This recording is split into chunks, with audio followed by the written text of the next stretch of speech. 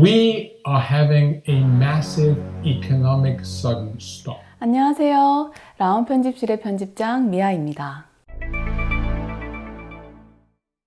이스터 연휴를 기점으로 호주는 현재 확진자 증가수가 두 자릿수로 계속해서 안정권에 머물고 있어서 그나마 다행입니다.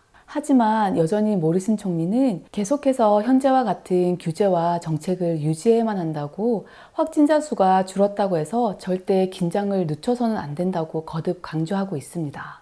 그러면서 싱가포르나 스웨덴을 예로 들었는데요. 이들 국가는 바이러스가 어느 정도 컨트롤된 듯 보이다가도 갑자기 급격하게 확진자 수가 증가하는 현상을 겪기도 했습니다.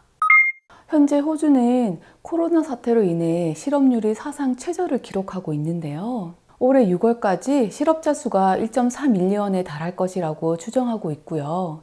이는 예년의 5%에 비해서 실업률이 2배인 10%에 가까이가 됩니다. 이 실업률은 1994년 이후에 지난 26년 동안 가장 높은 수치라고 합니다. 하지만 모리슨 총리는 이보다 더 최악인 15%까지 될 수도 있었지만 잡키퍼 프로그램을 통해서 그나마 10%대로 내려온 것이라고 했는데요.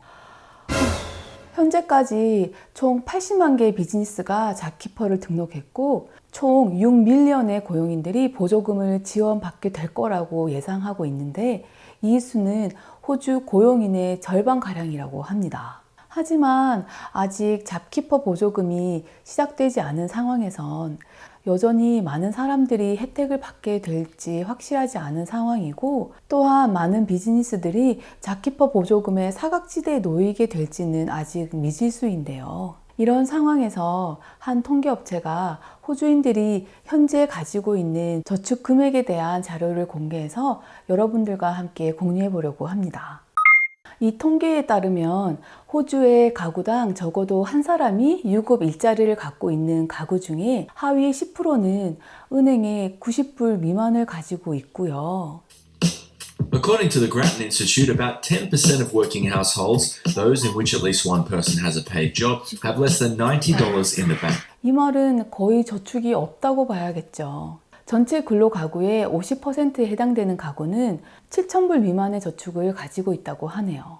이 금액은 대략 그들의 5주치 정도의 수입이라고 하는데요. 전체 60% 이상의 중산층 근로가구는 평균 13,000불의 저축을 가지고 있지만 이 또한 약 4주치의 임금밖에 되지 않는다고 합니다. 결국 통계에 따르면 고소득이든 저소득이든 호주의 가정의 대부분이 자신의 수입의 4, 5주치 정도의 저금을 갖고 있다는 것이 이 통계의 포인트였는데요. 캔스타 금융그룹의 대표는 보통 경기 침체의 경우 3개월을 버틸 수 있는 돈이 필요하지만 이런 예외적인 경우는 그 2배의 돈이 필요할 수 있다고 말했습니다.